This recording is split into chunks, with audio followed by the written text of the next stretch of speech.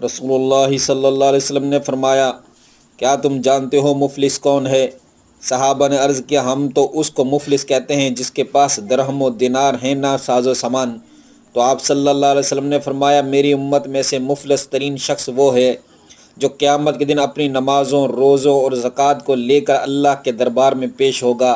फिर एक आदमी आएगा जिसको इसने गाली गलोच किया होगा, किसी पर ज़ना की तोहमत लगाई होगी, किसी का माल खाया होगा, किसी का खून बहाया होगा, किसी को ज़ोरो कोब किया होगा, तो इसकी नेकियां लेकर उन तमाम को दे दी जाएंगी।